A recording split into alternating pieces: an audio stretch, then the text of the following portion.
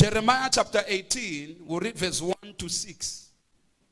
Preaching this morning on what I've captioned, the potter and the clay. The potter and the clay. Who is the potter? A potter is someone who takes ordinary clay and carefully turns it into a useful vessel. The potter represents God. The clay represents us, which means you and me. Do you know that, sir, the clay has got no power if it is in the hands of the potter? The potter can decide whatever he wants to do with the clay. The potter can shape the clay in whatever design that he wants. If the potter decides to break the clay, nobody can arrest the potter, because the decision of the breaking of the clay is in the hands of the potter.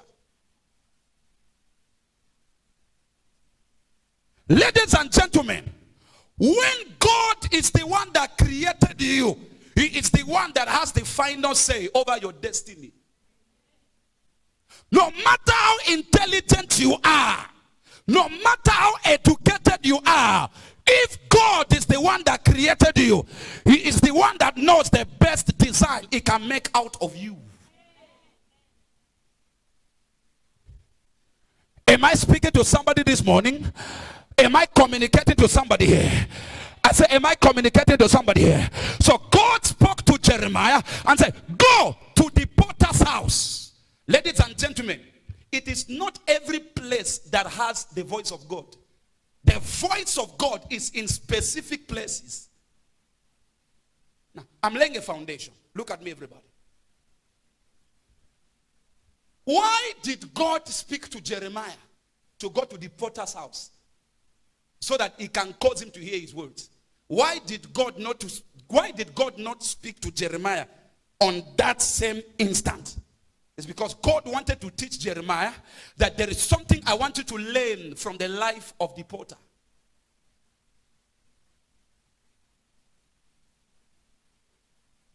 Do you know that before a cup is designed, do you know that before a plate is designed, the design already exists in the mind of the potter?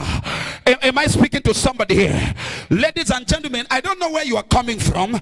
I don't know what you have been through, but I want you to know that what you will be tomorrow is a design that already exists in the mind of God. Am I communicating to somebody here? Regardless of the backlash that you are going through, there is an original design that God has already in his mind. He knows where you are going. He knows what you will be. He knows what you will become. Am I speaking to somebody here? Somebody may be saying, man of God, you don't know what I am going through. Does God think of me?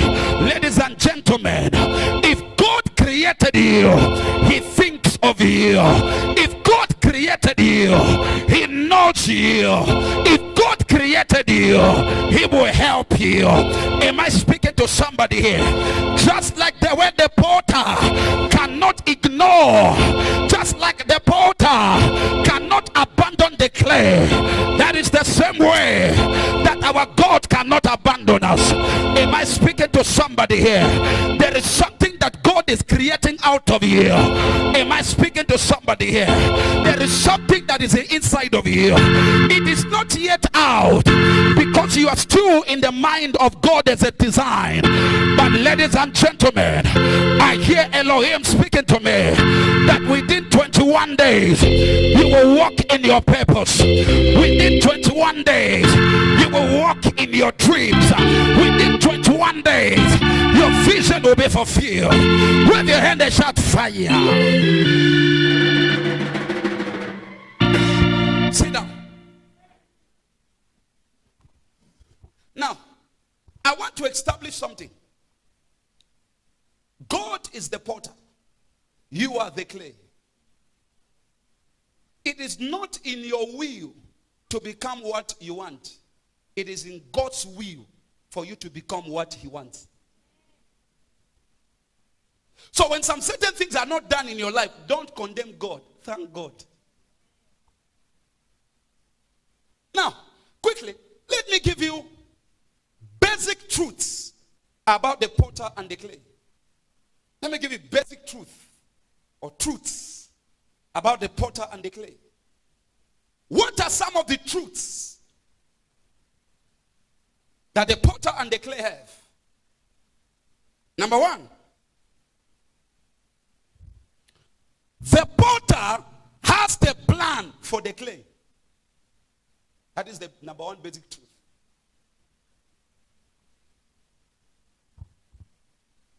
You were not born by accident. So you will not die by coincidence. The reason why you were created is because you are needed. What is the number one basic truth about the potter and the clay? Is that the potter has the plan for the clay. Ladies and gentlemen, no matter what you are going through, God has a plan for you. There is a reason why you were born in the Mongols family. There is a reason why God planted you in that family. Stop envying other people's families. How I wish I was born in the HH. How I wish I was born in the Nalumangos. How I wish I was born in the Mundubiles. If you were born in those families, I believe that those people couldn't have become presidents. Why are you running away from your family? Ladies and gentlemen, if God created you, he thinks of you, he has a plan for you. But you may be saying, man of God, if God has a plan for me, why am I in these situations? Even you being in that situation is a plan already. Am I speaking to somebody here?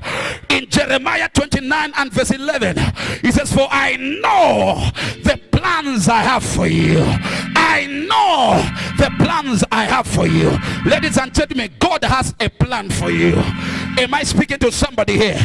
You may be down here today, but your comeback will be great. Am I speaking to somebody here? I want you to tap your neighbor and say, neighbor, God has a plan for you.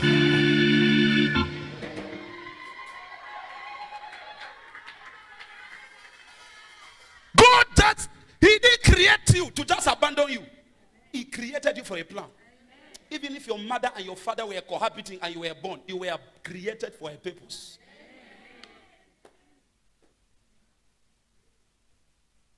God has a plan.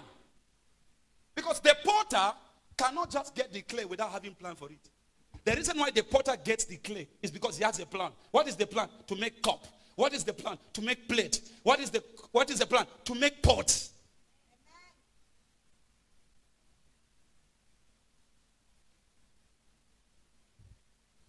There is a reason why God allowed you first to be pregnant before getting married. It's a plan also. So that it can teach you that your beauty can be disfigured within a second.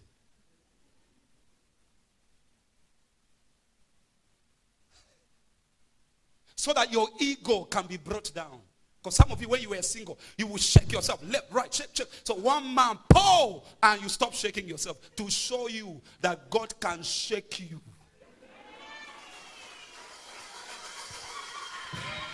Am I speaking to somebody here? You lost the job, it was the plan of God. You lost that child, it was the plan of God. Some of you, if you didn't lose that job, you'll not be in church today. If you are not facing battles in your marriage, you'll not be in church today. You are in church today because of what you are facing at home. Am I speaking to somebody here?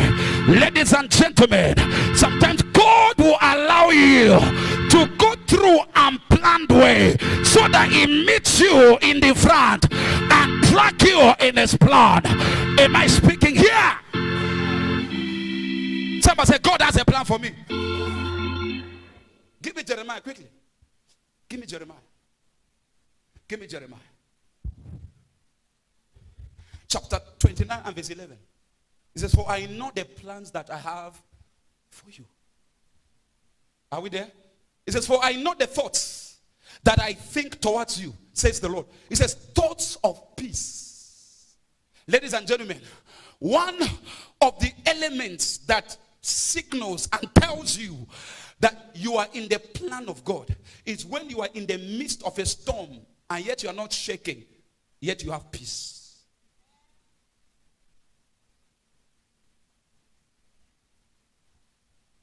Give it to me from a very powerful version there. Somebody say, God has a plan for me.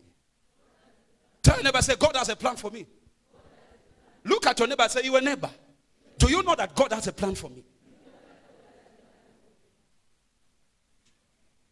Whether you have a bad background, good background, at the end of the day, God has a plan for you. Look at that. He says, I know what I'm doing. I have it planned out. It says, I have it planned out.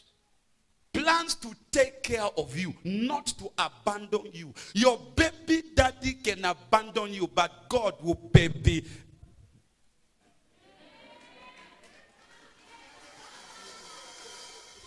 Am I speaking to somebody here?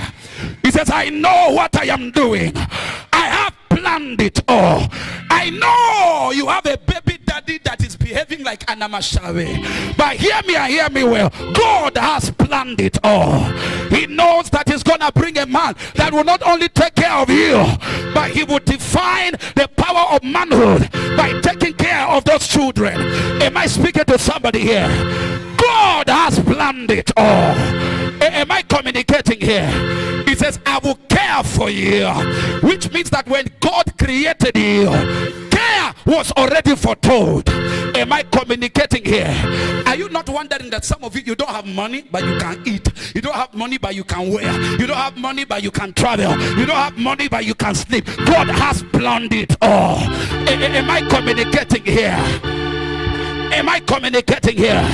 Ladies and gentlemen, don't judge your life by the current shape that you are in. Don't judge your life by the current condition that you are in. Don't judge your life by what you are going through now. God has a plan for you. He knows what is coming in the future. He knows what you ought to be. Slap your neighbor and say, neighbor, God has a plan for me.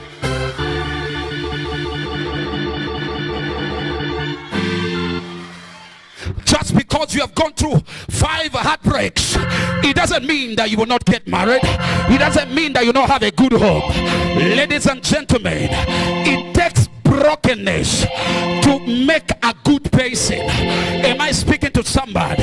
When that guy left you, God had planned it all. When that man left you, God had planned it all. The Bible says, when men are cast down, then they shall say that there's a lifting. How can God lift you when you are already lifted? For God to lift you, he has to pick you from beneath here. Am I speaking to somebody here?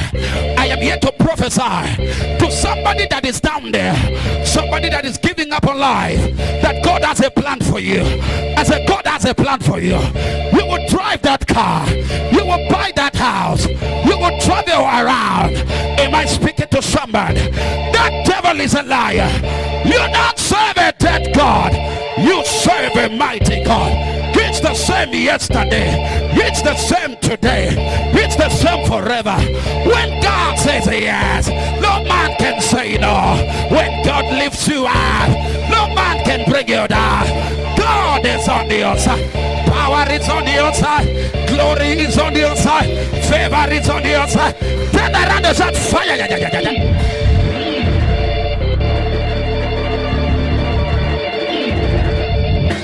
Tell your neighbor, say the potter and the clay.